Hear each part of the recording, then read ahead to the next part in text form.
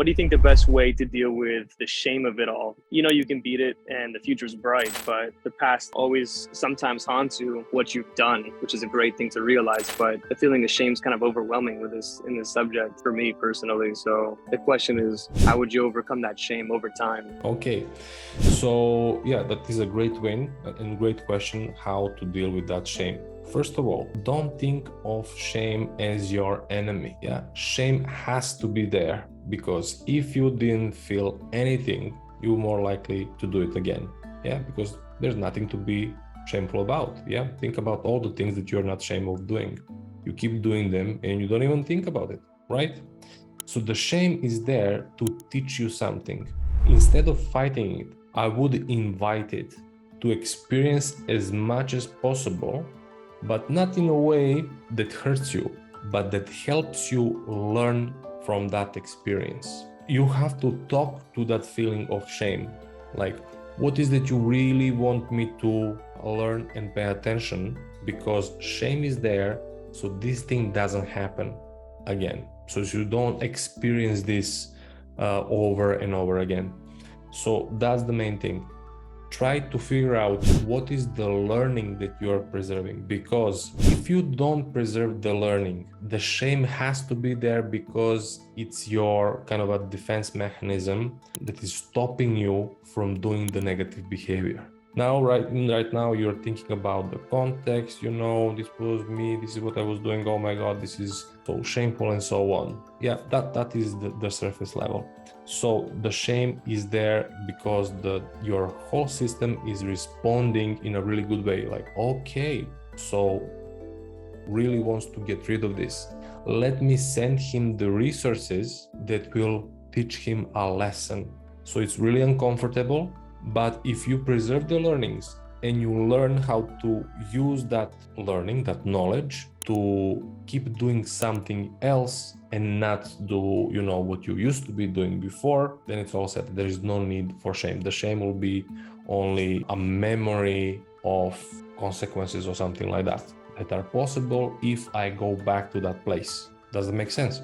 Yeah, no, absolutely. And, you know, for me, even off the topic of porn and all this stuff, we've all done things that we regret doing, you know, whether it's breaking a girl's heart or whatever it might be, right? And time heals. You know, I've noticed that the pattern of time does heal, you know, a lot of wounds. But I guess it's a fearful thing, that because this subject is so taboo and it's been so painful for me personally, that sometimes you're fearful that time won't heal this wound, even though like deep down inside you know that it will, especially if you're making progress in life and you're moving forward. But I think there's also a fear factor where you're kind of scared that it will like haunt you forever. But again, like you said, shame is a very useful tool. So I agree with you in that aspect, and I've been trying to redirect that energy into positivity, as you say. So I agree, and what you say makes sense. So thank you, man. To speed up things a little bit, you need to find a way to be thankful for that feeling of shame. Right. Yeah. 100%. Like, wow, this is such an amazing thing. Yeah. If I didn't have this, I would be a crazy person that is doing all kinds of stuff, that has no moral values or something like that. So I'm thankful because, you know, part of me, a deep side in me, understands, you know, that these are not my values, and it's teaching me, helping me to stay off it. And then you can use, okay, if I'm not for that, what would make me feel proud? Yeah, what things make me proud? And when you start shifting your focus from, you know, what is making you feel shameful, yeah, because mind is a really good assistant, but as long as you're focusing on shame, it has to give you a feeling of shame. Yeah, well, like I said, you observe it, you keep the learnings from it, and then you say, okay, what I want instead, I want to have pride in what I do. So what makes me experience and feel pride? What kind of actions? When I'm behaving in what way? And then when you start giving your mind this kind of direction, it's very easy for you to start experiencing pride, and you move through time more quickly. Yeah, and it heals. Whenever you're ready, here are 4 ways that PornReboot can help you out for free. The first way is to subscribe to our channel and make sure that you click on the notification bell to get a new video every other day.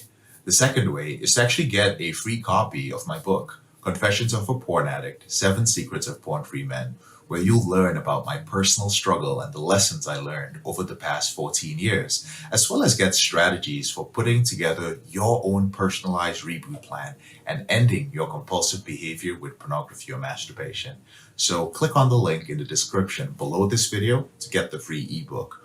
And thirdly, if you're not sure where you'd like to start, but you'd like to learn more about my team and I, or you'd like to spend time with more like-minded professionals like entrepreneurs, business owners, men who work in sales or consulting or high-level jobs, men who are controlling their behavior, then join our free and confidential group, the Porn Reboot group on Facebook.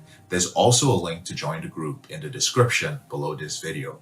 And finally, if you need our help right now because you have a burning issue, it's an emergency, your behavior with pornography is hurting you mentally, you're about to lose your relationship and you want to live up to your potential or be an authentic man and free yourself from shame, guilt, and underachieving, then click on the link in the description below this video that actually says free coaching call, or visit elevatedrecovery.org and click on the link which says book a call.